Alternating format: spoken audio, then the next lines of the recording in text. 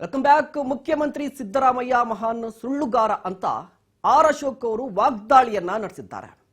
ರೈತರಿಗೆ 2,000 ಹಣ ಕೊಡ್ತೀವಿ ಅಂತ ಹೇಳಿದ್ರಲ್ವಾ, ಕೊಟ್ರ ಅಂತ ಪ್ರಶ್ನೆ ಮಾಡಿದ್ದಾರೆ ಆರ್ ಅಶೋಕ್ ಅವರು.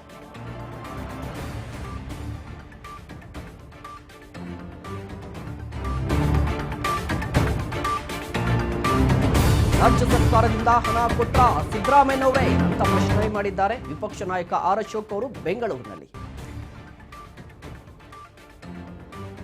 ಸುಳ್ಳುಗಾರ ಸಿದ್ದರಾಮಯ್ಯ ಅಂತ ವಾಗ್ದಾಳಿಯನ್ನ ನಡೆಸಿದ್ದಾರೆ ಆರ್ ಅಶೋಕ್ ಅವರು. ರೈತರಿಗೆ 2,000 ರೂಪಾಯಿ ಹಣ ಕೊಡ್ತೀವಿ ಅಂತ ನಾಟಕ ಆಡಿದ್ರು. ರಾಜ್ಯ ಸರ್ಕಾರದಿಂದ ಹಣ ಕೊಟ್ರ ಸಿದ್ದರಾಮಯ್ಯನವರೇ ಅಂತ ಪ್ರಶ್ನೆಯನ್ನ ಕೇಳಿದ್ದಾರೆ ಬೆಂಗಳೂರಲ್ಲಿ ವಿಪಕ್ಷ ನಾಯಕ ಆರ್ ಅಶೋಕ್ ಅವರು.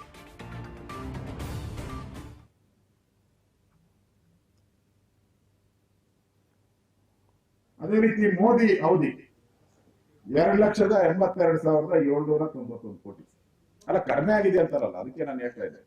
ಕರ್ನಾಟಕ ಬಜೆಟ್ ಜಾಸ್ತಿ ಆಗಿದೆ ಅಲ್ಲ, 2,82,791 ಕೋಟಿ ಅಂದ್ರೆ 242 ಪ್ರಮಾಣದಲ್ಲಿ ಜಾಸ್ತಿ ಆಗಿದೆ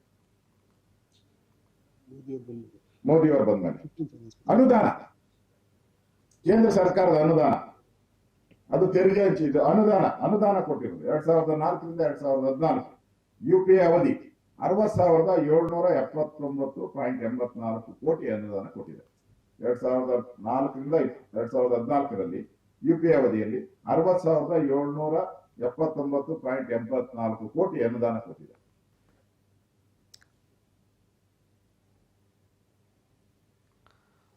ರಾಜ್ಯ ಸರ್ಕಾರದಿಂದ ಹಣ ಕೊಡ್ತೀವಿ ಅಂತ ಹೇಳಿದ್ರು ಸಿದ್ದರಾಮಯ್ಯನವರು, ಕೊಟ್ರ ಅಂತ ಪ್ರಶ್ನೆಯನ್ನ ಕೇಳಿದ್ದಾರೆ ಆರ್ ಅಶೋಕ್ ಅವರು.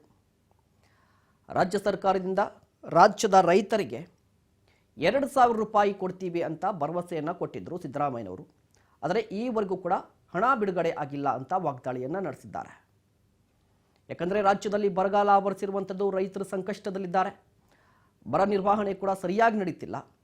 ಸಂಕಷ್ಟದಲ್ಲಿರುವ ರೈತರಿಗೆ ರಾಜ್ಯ ಸರ್ಕಾರ 2,000 ರೂಪಾಯಿ ಕೊಡ್ತೀವಿ ಅಂತ ಸಿದ್ದರಾಮಯ್ಯನವರು ಭರವಸೆಯನ್ನು ಕೊಟ್ಟಿದ್ರು, ಘೋಷಣೆಯನ್ನ ಮಾಡಿದ್ರು. ಆದರೆ ಈವರೆಗೂ ಕೂಡ ಬರ ನಿರ್ವಹಣೆ ಸರಿಯಾಗಿ ನಡೀತಾ ಇಲ್ಲ ರಾಜ್ಯದಲ್ಲಿ. ಜೊತೆಗೆ ಹಣ ಕೊಡ್ತೀವಿ ಅಂತ ಹೇಳಿದ್ರು ಸಿದ್ದರಾಮಯ್ಯನವರು, ಕೊಟ್ಟೇ ಇಲ್ಲ ಅಂತ ವಾಗ್ದಾಳಿಯನ್ನ ನಡೆಸಿದ್ದಾರೆ. ಮತ್ತೊಂದು ಕಡೆ ಕೇಂದ್ರ ಸರ್ಕಾರವನ್ನ ಡಿಫೆಂಡ್ ಕೂಡ ಮಾಡ್ಕೋತಾ ಇದ್ರು.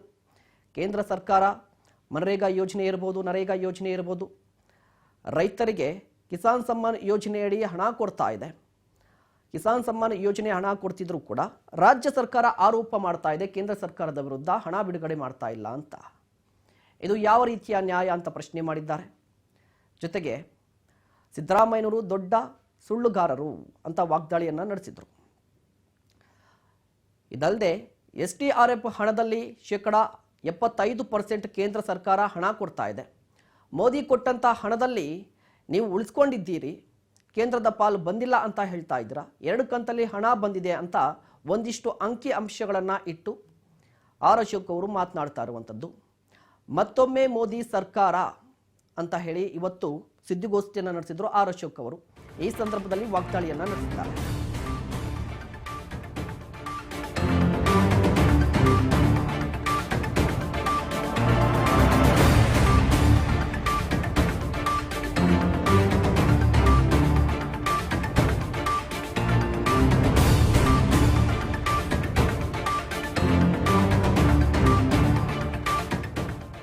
ಕಾಂಗ್ರೆಸ್ ಸರ್ಕಾರದಿಂದ ಎಲ್ಲೋದ್ರೂ ಫ್ರೀ ಫ್ರೀ ಫ್ರೀ, 5 ಅಲ್ಲ 50 ಕೊಡಿ ಅಂತ ಹೇಳಿ ಬೆಂಗಳೂರಲ್ಲಿ ವಿಪಕ್ಷ ನಾಯಕರಾಗಿರುವಂತಹ ಆರ್ ಅಶೋಕ್ ಅವರು ಹೇಳಿಕೆಯನ್ನ ಕೊಟ್ಟಿದ್ದಾರೆ.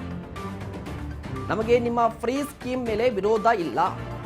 ನೀವು 1 ವರ್ಷ ಆಯಿತು ಅಧಿಕಾರಕ್ಕೆ ಬಂದು, ಒಂದು ರೋಡ್ ಮಾಡಿದ್ದೀರಾ, ಒಂದು ಹಾಸ್ಪಿಟಲ್ ಕಟ್ಟಿದ್ದೀರಾ ಅಂತ ಪ್ರಶ್ನೆಯನ್ನ ಕೇಳಿದ್ದಾರೆ. ನೀವು 5 ಗ್ಯಾರಂಟಿಗಳನ್ನ ಕೊಟ್ಟಿದ್ದೀರಾ, ಸರಿ, ಅದಕ್ಕೆ ವಿರೋಧ ಇಲ್ಲ, ಜಾರಿ ತಂದಿದ್ರ ಅದು ಸರಿ. ಬಟ್ ಅಭಿವೃದ್ಧಿ ಕಾಮಗಾರಿಗಳಿಗೆ ನೀವು ಹಣವನ್ನ ಮೀಸಲಿಟ್ಟಿದ್ದೀರಾ. ಹೆಚ್ಚು ಕಡಿಮೆ ನೀವು 1 ವರ್ಷ ಆಯಿತು ರಾಜ್ಯದಲ್ಲಿ ಅಧಿಕಾರಕ್ಕೆ ಬಂದು, 5 ಗ್ಯಾರಂಟಿಗಳನ್ನ ಜಾರಿ ಮಾಡಿದ್ದೇವೆ, ನುಡಿದಂತೆ ನಡೆದಿದ್ದೇವೆ ಅಂತ ಭಾಷಣವನ್ನ ಬಿಗಿಯೋದೇ ಆಯಿತು. ಆದರೆ ರೋಡ್ ಹಾಕಿಲ್ಲ, ಆಸ್ಪತ್ರೆಯನ್ನ ಕಟ್ಟಿಲ್ಲ ಅಂತ ವಾಗ್ದಾಳಿಯನ್ನ ನಡೆಸಿದ್ದಾರೆ. ಅದೇ ರೀತಿ ಮೋದಿ ಅವಧಿ 2,82,791 ಕೋಟಿ ಅಲ್ಲ ಕಡಿಮೆ ಆಗಿದೆ ಅಂತಾರಲ್ಲ, ಅದಕ್ಕೆ ನಾನು ಹೇಳ್ತಾ ಇದ್ದೆ. ಕರ್ನಾಟಕ ಬಜೆಟ್ ಜಾಸ್ತಿ ಆಗಿದೆ ಅಲ್ಲ. 2,82,791 ಕೋಟಿ ಅಂದ್ರೆ 242 ಪ್ರಮಾಣದಲ್ಲಿ ಜಾಸ್ತಿ ಆಗಿದೆ ಮೋದಿಯವರು ಬಂದ್ಮೇಲೆ. ಅನುದಾನ, ಕೇಂದ್ರ ಸರ್ಕಾರದ ಅನುದಾನ, ಅದು ತೆರಿಗೆ ಹಂಚಿದ್ದು ಅನುದಾನ ಕೊಟ್ಟಿರೋದು 2004ರಿಂದ 2014 UPA ಅವಧಿ 60,779.84 ಕೋಟಿ ಅನುದಾನ ಕೊಟ್ಟಿದೆ.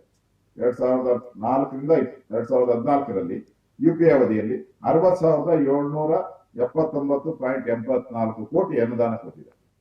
ಅದೇ ರೀತಿ ಮೋದಿ ಅವಧಿ 2,82,791 ಕೋಟಿ. ಅಲ್ಲ ಕಡಿಮೆ ಆಗಿದೆ ಅಂತಾರಲ್ಲ, ಅದಕ್ಕೆ ನಾನು ಹೇಳ್ತಾ ಇದ್ದೆ. ಕರ್ನಾಟಕ ಬಜೆಟ್ ಜಾಸ್ತಿ ಆಗಿದೆ ಅಲ್ಲ. 2,82,791 ಕೋಟಿ ಅಂದ್ರೆ 242 ಪ್ರಮಾಣದಲ್ಲಿ ಜಾಸ್ತಿ ಆಗಿದೆ ಮೋದಿಯವರು ಬಂದ್ಮೇಲೆ. ಅನುದಾನ, ಕೇಂದ್ರ ಸರ್ಕಾರದ ಅನುದಾನ, ಅದು ತೆರಿಗೆ ಹಂಚಿದ್ದು ಅನುದಾನ ಕೊಟ್ಟಿರೋದು 2004ರಿಂದ 2014 UPA ಅವಧಿ 60,779.84 ಕೋಟಿ ಅನುದಾನ ಕೊಟ್ಟಿದೆ. SR ಅಶೋಕ್ ಅವರು ಇವತ್ತು ಸುದ್ದಿಗೋಷ್ಠಿಯನ್ನ ನಡೆಸಿ ಅಂಕಿಅಂಶಗಳನ್ನ ಕೊಡ್ತಾ ಇದ್ದಾರೆ. ಯಾವ ರೀತಿಯ ಅಂಕಿಅಂಶಗಳಂದ್ರೆ, UPA ಸರ್ಕಾರ ಕೇಂದ್ರದಲ್ಲಿ ಕಾಂಗ್ರೆಸ್ ನೇತೃತ್ವದ UPA ಅಧಿಕಾರದಲ್ಲಿ ಇದ್ದಂತಹ ಸಂದರ್ಭದಲ್ಲಿ ರಾಜ್ಯಕ್ಕೆ ಬಂದಂತಹ ಅನುದಾನ, ಬಿಜೆಪಿ ಅಧಿಕಾರಕ್ಕೆ ಬಂದ ನಂತರ ರಾಜ್ಯಕ್ಕೆ ಬಂದಿರುವಂತಹ ಅನುದಾನದ ಬಗ್ಗೆ ಮಾಹಿತಿಯನ್ನ ಕೊಡ್ತಾ ಇದ್ದಾರೆ. ಯಾವ ಕಾರಣಕ್ಕೆ ಅಂದ್ರೆ, ರಾಜ್ಯ ಸರ್ಕಾರ ಕೇಂದ್ರದ ವಿರುದ್ಧ ಒಂದು ಆರೋಪವನ್ನ ಮಾಡ್ತಾ ಇರುವಂಥದ್ದು ಅನುದಾನದ ವಿಚಾರವಾಗಿ. ರಾಜ್ಯಕ್ಕೆ ವಿಶೇಷ ಅನುದಾನ ಬರ್ತಾ ಇಲ್ಲ, ಬರ ನಿರ್ವಹಣೆ ಮಾಡಬೇಕಿದ್ದಂತಹ ಬರ ಪರಿಹಾರ ಬರ್ತಾ ಇಲ್ಲ ಅಂತ ವಾಗ್ದಾಳಿಯನ್ನ ನಡೆಸಿದ್ರು. ಈ ಬಗ್ಗೆ ಆರ್ ಅಶೋಕ್ ಅವರು ಈಗ ಕಂಪ್ಲೀಟ್ ಡೀಟೇಲ್ಸ್ ಅನ್ನ ಕೊಟ್ಟಿದ್ದಾರೆ. ಈ ಬಗ್ಗೆ ಇನ್ನಷ್ಟು ಮಾಹಿತಿಯನ್ನ ಪಡೆಯೋಣ. ನಮ್ಮ ಪ್ರತಿನಿಧಿ ರೇಣುಕಾ ದೂರವಾಣಿ ಸಂಪರ್ಕದಲ್ಲಿ ಜಾಯ್ನ್ ಆಗಿದ್ದಾರೆ. ರೇಣುಕಾ, ಈಗಾಗಲೇ ಗಮನಿಸ್ತಾ ಇದ್ವಿ, ಈ ಬಾರಿಯಲ್ಲೂ ಲೋಕಸಭಾ ಎಲೆಕ್ಷನ್ ಎಲ್ಲೋ ಒಂದ್ ಕಡೆ ಕಾಂಗ್ರೆಸ್ ಕೇಂದ್ರ ಸರ್ಕಾರದ ವಿರುದ್ಧ ಒಂದು ಟ್ಯಾಕ್ಸ್ ವಾರ್ ಅನ್ನ ಡಿಕ್ಲೇರ್ ಮಾಡಿರುವಂತದ್ದು, ಅನುದಾನ ಕೊಡ್ತಾ ಇಲ್ಲ ಅಂತ. ಇವತ್ತು ಆರ್ ಅಶೋಕ್ ಅವರು ಸುದ್ದಿಗೋಷ್ಠಿಯನ್ನ ನಡೆಸಿದ್ರು. ಇದ್ರ ಬಗ್ಗೆ ಕಂಪ್ಲೀಟ್ ಡೀಟೇಲ್ಸ್ ಕೊಡೋದಾದ್ರೆ. ಎಸ್ ಮಹೇಶ್, ಪ್ರತಿ ಬಾರಿ ಏನು ಕಾಂಗ್ರೆಸ್ ಸರ್ಕಾರ ಕೇಂದ್ರ ಸರ್ಕಾರ ಕರ್ನಾಟಕಕ್ಕೆ ಒಂದು ಮಲ್ತಾಯಿ ಧೋರಣೆ ಮಾಡ್ತಾ ಇದೆ ಅಂತೇಳಿ ಆರೋಪ ಮಾಡ್ತಾನೆ ಬಂದಿದೆ. ಮೊನ್ನೆ ಅಷ್ಟೇ ಗೃಹ ಸಚಿವರಾದಂತಹ ಅಮಿತ್ ಶಾ ಅವರು ಕರ್ನಾಟಕಕ್ಕೆ ಬಂದಾಗ್ಲೂ ಕೂಡ ಅವರ ಒಂದು ಭಾಷಣದಲ್ಲಿ ಹೇಳ್ತಾರೆ, ಕಾಂಗ್ರೆಸ್ ಸರ್ಕಾರ 9 ತಿಂಗಳ ಆದ್ಮೇಲೆ ಕರ್ನಾಟಕದಲ್ಲಿ ಬರಗಾಲವನ್ನು ಘೋಷಣೆ ಮಾಡಿದ್ರೆ, ಆದ್ರೆ ಇದಕ್ಕೂ ಮುಂಚೆ ಕೂಡ ಸಾಕಷ್ಟು ಬಾರಿ ಇದೇ ಒಂದು ಧೋರಣೆಗಳನ್ನು ಮಾಡ್ಕೊಂಡು ಬಂದಿದೆ. ಆದ್ರೆ ಕೇಂದ್ರ ಸರ್ಕಾರದಿಂದ ಏನೆಲ್ಲ ಅನುದಾನ ಬರಬೇಕು ಅದೆಲ್ಲ ಕರ್ನಾಟಕಕ್ಕೆ ಬಂದಿದೆ. ಆದ್ರೂ ಕೂಡ ಕರ್ನಾಟಕದವರು ಏನು ರೈತರಿಗೆ 2,000 ಹಣ ಕೊಟ್ಟಿದ್ರು, ಅದು ಕೂಡ ಕೇಂದ್ರ ಸರ್ಕಾರದಿಂದ ಬಂದಂತಹ ಹಣವನ್ನು ಅದನ್ನ ರಾಜ್ಯ ಸರ್ಕಾರ ಕೊಟ್ಟಿದೆ ಅಂತೇಳಿ ತೋರಿಸ್ಕೊಂಡು ಇಲ್ಲಿ ರೈತರಿಗೆ ಕೊಟ್ಟಿದ್ದಾರೆ. ಅಷ್ಟೆಲ್ಲ ಕೊಟ್ಟರೂ ಕೂಡ ಇನ್ನೂ ಕೂಡ ಕೇಂದ್ರ ಸರ್ಕಾರದ ಮೇಲೆ ಆರೋಪಗಳನ್ನು ಮಾಡ್ತಾ ಇದ್ದಾರೆ ಅಂತ ಅವರ ಒಂದು ಭಾಷಣದಲ್ಲಿ ಆರೋಪಗಳನ್ನು ಮಾಡಿದ್ರು. ಇದಕ್ಕೆ ಒಂದು CM ಸಿದ್ದರಾಮಯ್ಯ ಅವರು ಕೂಡ ಒಂದು ಟಕ್ಕರನ್ನು ಕೊಟ್ಟಿದ್ರು. ಅದು ಅವ್ರಿಗೆ ಸವಾಲನ್ನು ಸಹ ಹಾಕಿದ್ರು. ಕೇಂದ್ರ ಸರ್ಕಾರದಿಂದ ಬರಗಾಲ ಹಣ ಏನಾದ್ರೂ ನಮ್ಗೆ ಕರ್ನಾಟಕ ರಾಜ್ಯಕ್ಕೆ ಬಂದಿದೆ ಅಂತ ನೀವು ದಾಖಲೆಗಳನ್ನು ಕೊಟ್ರೆ ನಾನು ರಾಜಕೀಯ ನಿವೃತ್ತಿಯನ್ನು ಪಡೆದುಕೊಳ್ತೀನಿ ಅಂತೇಳಿ ಏನು ಬಹಿರಂಗವಾಗಿ ಒಂದು ಸವಾಲನ್ನ ಹಾಕಿದ್ರು. ಅದಕ್ಕೆ ಒಂದು ಪೂರಕವಾಗಿ ಇಂದು ವಿಪಕ್ಷ ನಾಯಕರಾದಂತಹ ಆರ್ ಅಶೋಕ್ ಅವರು ಸುದೀರ್ಘವಾದ ಸುದ್ದಿಗೋಷ್ಠಿ ನಡೆಸಿ ಅಂಕಿ ಸಂಖ್ಯೆಗಳ ಸಮೇತವಾಗಿ ಕೇಂದ್ರ ಸರ್ಕಾರದಿಂದ ರಾಜ್ಯಕ್ಕೆ ಎಷ್ಟು ಅನುದಾನ ಬಿಡುಗಡೆ ಆಗಿದೆ, ರಾಜ್ಯ ಸರ್ಕಾರದಿಂದ ರೈತರಿಗೆ ಆಗ್ಲಿ ಬರಗಾಲ ಘೋಷಣೆಗಾಗ್ಲಿ ಎಷ್ಟೆಲ್ಲ ಅನುದಾನ ಬಿಡುಗಡೆಯಾಗಿದೆ ಅಂತೇಳಿ ಸಾಕಷ್ಟು ಒಂದು ಅಂಕಿ ಸಂಖ್ಯೆಗಳ ಮೂಲಕ ಒಂದು ವಿವರಗಳನ್ನು ನೀಡಿದ್ರು. ಇದ್ರ ಜೊತೆಗೇನೆ ಈಗಾಗಲೇ ಕರ್ನಾಟಕದಲ್ಲಿ ಕಾಂಗ್ರೆಸ್ ಅಧಿಕಾರಕ್ಕೆ ಬಂದು ಸುಮಾರು 1 ವರ್ಷ ಆಗಿದೆ. 1 ವರ್ಷದಲ್ಲಿ ಏನೆಲ್ಲ ಅಭಿವೃದ್ಧಿ ಕಾರ್ಯಗಳನ್ನು ಮಾಡಿದರೆ, ಒಂದು ಶಂಕುಸ್ಥಾಪನೆ ಮಾಡಿದರೆ, ಒಂದು ರಸ್ತೆ ಮಾಡಿದರೆ, ಒಂದು ಆಸ್ಪತ್ರೆ ಕೂಡ ಮಾಡಿಲ್ಲ. ಆದ್ರೂ ಕೂಡ ಇನ್ನೂ ಕೂಡ ಕೇಂದ್ರ ಸರ್ಕಾರದ ಮೇಲೆ ಧೋರಣೆಗಳನ್ನು ಮಾಡ್ತಾನೆ ಹೋಗ್ತಾ ಇದ್ದಾರೆ. ಕೇವಲ ಅನುದಾನ, ಈ ಕಳೆದ ಬಾರಿ ಬಜೆಟ್ ಕೂಡ ಮಂಡನೆ ಮಾಡಿದ್ರು. ಆ ಒಂದು ಬಜೆಟ್ ನಲ್ಲಿ ಕೇವಲ ಚುನಾವಣೆಗೆ ಯಾವ ರೀತಿಯಾದಂತಹ ಉಪಾಯಗಳನ್ನು ಹುಡ್ಕೋಬೇಕು ಅನ್ನೋ ಒಂದು ರೀತಿಯಲ್ಲಿ ಆ ಒಂದು ಬಜೆಟ್ ಇತ್ತೇ ಹೊರತಾಗಿ ಪರಿಸ್ಥಿತಿ, ರಾಜ್ಯದ ಒಂದು ಬರಗಾಲ ಪರಿಸ್ಥಿತಿಯಲ್ಲಿ ಯಾವ ರೀತಿಯಾದಂತಹ ನಿರ್ವಹಣೆ ಮಾಡಬೇಕು ಅಥವಾ ರೈತರಿಗೆ ಆಗ್ಲಿ ಕರ್ನಾಟಕದ ಜನರಿಗೆ ಆಗ್ಲಿ ಯಾವ ರೀತಿ ಅನುದಾನ ಕೊಡ್ಬೇಕು ಅನ್ನೋದು ಸಿದ್ದರಾಮಯ್ಯ ಅವರ ಬಜೆಟ್ ನಲ್ಲಿ ಇರ್ಲಿಲ್ಲ. ಹಾಗಾಗಿ ಸಿದ್ದರಾಮಯ್ಯ ಅವರು ಪ್ರತಿ ಬಾರಿ ಕೂಡ ಕೇಂದ್ರದ ಮೇಲೆ ಗೂಬೆ ಕೂರಿಸ್ತಾನೆ ಹೋಗ್ತಾ ಇದ್ದಾರೆ. ಆದ್ರೆ ರಾಜ್ಯ ಸರ್ಕಾರದಿಂದ ಬರ್ಬೇಕಾದಂತಹ ಅನುದಾನ ಆಗ್ಲಿ, ಅವರ ಕೊಡ್ಬೇಕಾದಂತಹ ಅಭಿವೃದ್ಧಿ ಆಗ್ಲಿ ಇದುವರೆಗೂ ಯಾವುದು ಕೂಡ ಕೊಟ್ಟಿಲ್ಲ.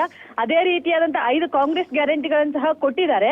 ಆದ್ರೆ ಕಾಂಗ್ರೆಸ್ ಗ್ಯಾರಂಟಿಯಲ್ಲಿ ಮೊದಲನೇದಾಗಿ ಅಕ್ಕಿ ಅನ್ನಭಾಗ್ಯ ಅಂತೇಳಿ ಸಿದ್ದರಾಮಯ್ಯ ಪದೇ ಪದೇ ಒತ್ತಾಯ ಪೂರ್ವಕವಾಗಿ ಹೇಳ್ತಾ ಇದ್ದಾರೆ. ಆದ್ರೆ ಕೇಂದ್ರದಿಂದ ಬಂದಂತಹ ಒಂದು ಅಕ್ಕಿ ಭಾಗ್ಯವನ್ನು ಸಿದ್ದರಾಮಯ್ಯ ಅವರು ಕೊಟ್ಟಿರ್ತಕ್ಕಂಥ ಅಕ್ಕಿ ಭಾಗ್ಯ ಅಂತೇಳಿ ಹೇಳ್ಕೊಂಡು ಓಡಾಡ್ತಾ ಇದ್ದಾರೆ. ಆದ್ರೆ ಈ ಒಂದು ಎಲ್ಲಾ ವಿಚಾರಗಳನ್ನ ಸೇರ್ಸ್ಕೊಂಡು ಹೋದ್ರೆ ಸಿದ್ದರಾಮಯ್ಯ ಅವರು ಅನ್ನಭಾಗ್ಯಕ್ಕೂ ಕೂಡ ಕನ್ನ ಹಾಕ್ತಾ ಇದ್ದಾರೆ ಹೊರತಾಗಿ ಯಾವುದೇ ರೀತಿಯಾದಂತಹ ಅನುದಾನ ಕೊಟ್ಟಿಲ್ಲ ಅಂತೇಳಿ ತೀವ್ರವಾಗಿ ಒಂದು ತರಾಟೆಗೆ ತೆಗೆದುಕೊಂಡ್ರು ಮಹೇಶ್. ರೇಣುಕಾ, ಪ್ರಮುಖವಾಗಿ ಸಿಎಂ ಸಿದ್ದರಾಮಯ್ಯನವರು ರಾಜೀನಾಮೆ ಕೊಡ್ತೀನಿ ಅಂತ ಹೇಳಿದ್ದು ಅಮಿತ್ ಶಾ ಅವರ ಹೇಳಿಕೆ ಮೇಲೆ, ಅಂದ್ರೆ ರಾಜ್ಯ ಸರ್ಕಾರ, ಕರ್ನಾಟಕ ಸರ್ಕಾರ ಪರಿಹಾರವನ್ನ ಕೇಳಲಿಕ್ಕೆ 3 ತಿಂಗಳ ವಿಳಂಬ ಮಾಡಿದೆ, ಇದೇ ಕಾರಣಕ್ಕಾಗಿ ನಾವು ಪರಿಹಾರವನ್ನ ಕೊಟ್ಟಿಲ್ಲ ಅಂತ ಹೇಳಿದ್ರು. ಅದಕ್ಕೆ ಸಿದ್ದರಾಮಯ್ಯನವರು ರಾಜೀನಾಮೆ ಕೊಡ್ತೀನಿ ಅಂತ ಸವಾಲು ಹಾಕಿರುವಂತದ್ದು. ಅಂದ್ರೆ ಸಿದ್ದರಾಮಯ್ಯನವರು ಮತ್ತೆ ಅಮಿತ್ ಶಾ ಅವರು ಪರ್ಟಿಕ್ಯುಲರ್ ಆಗಿ ಬರ ನಿರ್ವಹಣೆ ವಿಚಾರವಾಗಿ ಮಾತ್ರ ಮಾತನಾಡಿದ್ರು. ಆದ್ರೆ ಅಶೋಕ್ ಅವರು ಯಾವ ರೀತಿ ಡೇಟಾನ ಕೊಟ್ಟರು ಅಂತ ಇಲ್ಲಿ. ಹೌದು ಮಹೇಶ್, ಯಾಕೆ ಅಂತಂದ್ರೆ ಸಿದ್ದರಾಮಯ್ಯ ಅವರು ಏನು ರಾಜೀನಾಮೆ ಕೊಡ್ತೀವಿ ಅಂತ ಹೇಳಿದ್ರು, ಅವ್ರ ಹತ್ರ ಏನಿದೆ, ನಮ್ಮ ಹತ್ರ ಬಳಿ ಕೂಡ ಕೇಂದ್ರದ ಸರ್ಕಾರದಿಂದ ಯಾವುದೇ ರೀತಿಯಾದಂತಹ ಹಣ ಬಂದಿಲ್ಲ, NDRF ಫಂಡ್ ಕೂಡ ಬಂದಿಲ್ಲ. ರಾಜ್ಯದಲ್ಲಿ, ಇಡೀ ದೇಶದಲ್ಲಿ ಮೊದಲನೇ ಬಾರಿಗೆ ಬರಗಾಲ ಘೋಷಣೆ ಮಾಡಿದ್ದು ಕರ್ನಾಟಕದಲ್ಲಿ ಮಾತ್ರ. ಆದ್ರೂ ಕೂಡ ನಮ್ಗೆ ಹಣ ಬಂದಿಲ್ಲ, ಇದೆಲ್ಲ ದಾಖಲೆಗಳು ನಮ್ಮ ಬಳಿ ಇದಾವೆ ಅಂತೇಳಿ ಸಿದ್ದರಾಮಯ್ಯ ಅವರು ಚರ್ಚೆ ಕೂಡ ಕರೀತಾರೆ. ಅದೇ ರೀತಿಯಾದ ಅಶೋಕ್ ಅವರು ಕೂಡ ಅವ್ರಿಗೊಂದು ತಿರುಗೇಟನ್ನು ಕೊಡುವುದರ ಮೂಲಕ, ಯಾಕೆಂತಂದ್ರೆ ಗೃಹ ಸಚಿವರು ಕೂಡ ಹೇಳಿದ್ದು ನಿಜವಾಗಿಯೇ ಇದೆ. ಆದ್ರೂ ಕೂಡ ಸಿದ್ದರಾಮಯ್ಯ ಅವರು ಮೊಂಡುತನದಿಂದ ಈ ಒಂದು ರೀತಿ ತೆಗೆದುಕೊಂಡಿದ್ದಾರೆ. ನಮ್ಮ ಹತ್ರ ಕೂಡ ಒಂದು ದಾಖಲೆಗಳಿದೆ, ಅಂಕಿ ಸಂಖ್ಯೆಗಳು ಸಹ ನಮ್ಮ ಹತ್ರ ಕೂಡ ಇದಾವೆ. ನಾವು ಕೂಡ ಅವ್ರು ಏನಾದ್ರು ಚರ್ಚೆಗೆ ಸಿದ್ಧರಿದ್ರೆ ನಾವು ಕೂಡ ಚರ್ಚೆಗೆ ಸಿದ್ಧರಿದ್ದೇವೆ. ನಾವು ಕೂಡ ಎಲ್ಲ ದಾಖಲೆಗಳನ್ನು ಇಡ್ತೀವಿ. ದಾಖಲೆಗಳನ್ನು ಇಟ್ಟ ತಕ್ಷಣ ಸಿದ್ದರಾಮಯ್ಯ ಅವರು ರಾಜೀನಾಮೆ ಕೊಡ್ಲಿಕ್ಕೂ ಕೂಡ ಸಿದ್ಧರಾಗಿರ್ಬೇಕು ಅಂತ ಒಂದು ಸವಾಲನ್ನು ಸಹ ಹಾಕ್ತಾರೆ. ಅದೇ ರೀತಿಯಾದಂತ ಸಿದ್ದರಾಮಯ್ಯ ಅವರು ಸುಪ್ರೀಂ ಕೋರ್ಟ್ ಮೊರೆ ಕೂಡ ಹೋಗ್ತಾರೆ. ಏನು ಕೇಂದ್ರ ಸರ್ಕಾರದಿಂದ ಇನ್ನೂ ಕೂಡ ನಮ್ಗೆ ಹಣ ಬಿಡುಗಡೆ ಆಗಿಲ್ಲ, ಹಾಗಾಗಿ ಕೋರ್ಟ್ ಮಧ್ಯಪ್ರವೇಶ ಮಾಡಿ ಹಣ ಬಿಡುಗಡೆ ಮಾಡ್ಬೇಕು ಅಂತೇಳಿ ಒತ್ತಾಯ ಮಾಡ್ತೀವಿ ಅಂತೇಳಿ ಕಳೆದ ವಾರವೇ ಒಂದು ಕೋರ್ಟ್ ಕೂಡ ಒಂದು ಮನವಿ ಅರ್ಜಿ ಹಾಕಿದ್ರು. ಅದೇ ರೀತಿಯಾದ ಅವರ ವಿರುದ್ಧವಾಗಿನೇ ಅಶೋಕ್ ಕೂಡ ಒಂದು ವಾಗ್ದಾಳಿ ಕೂಡ ನಡೆಸ್ತಾರೆ. ಈ ಹಿಂದೆ ಕೇರಳ ಸರ್ಕಾರದವರು ಕೂಡ ಇದೇ ರೀತಿಯಾದಂತ ಒಂದು ಕೆಲಸ ಮಾಡಿದ್ರು. ಅವರಿಗೆ ಹೈಕೋರ್ಟ್ ಛೀಮಾರಿ ಹಾಕಿ ಕಳಿಸಿದೆ. ಅದೇ ರೀತಿಯಾದಂತಹ ರಾಜ್ಯದಲ್ಲಿರ್ತಕ್ಕಂಥ ಕಾಂಗ್ರೆಸ್ ಸರ್ಕಾರಕ್ಕೂ ಕೂಡ ಕೋರ್ಟ್ ಛೀಮಾರಿ ಹಾಕಿ ಕಳಿಸ್ಲಿಕ್ಕೆ ಕೂಡ ಸಿದ್ಧವಾಗಿದೆ. ಹಾಗಾಗಿ ನೀವು ಇದೆಲ್ಲ ಬಿಟ್ಟು ಕೇಂದ್ರದಿಂದ ಅನುದಾನ ಬರ್ಬೇಕು ಅಂತ ಹೇಳಿದ್ರೆ ಹೋಗಿ ಮನವಿ ಮಾಡ್ಕೊಳ್ಬೇಕು. ನೀವು ಬೇಕಾಬಿಟ್ಟಿ ಹೋಗಿ ಅಲ್ಲಿ ಮನವಿ ಮಾಡ್ಕೊಂಡ್ರೆ ಯಾವುದೇ ರೀತಿಯಾದಂತಹ ಕೆಲಸ ಕಾರ್ಯಗಳು ಆಗಲ್ಲ. ನೀವು ಅದೇ ಮೊಂಡುತನ ತೋರಿಸ್ತಾ ಹೋದ್ರೆ ನಾವು ಕೂಡ ದಾಖಲೆಗಳ ಸಮೇತ ಬಿಡುಗಡೆ ಮಾಡಿ ಚರ್ಚೆಗೆ ಸಿದ್ಧವಿದ್ದೀವಿ ಅಂತೇಳಿ ಕೂಡ ಒಂದು ಕ್ಲಾರಿಟಿ ಕೊಟ್ಟಿರುವಂತದ್ದು. ಮಹೇಶ್, ಧನ್ಯವಾದ ರೇಣುಕಾ ತಮ್ಮೆಲ್ಲ ಮಾಹಿತಿಗಾಗಿ.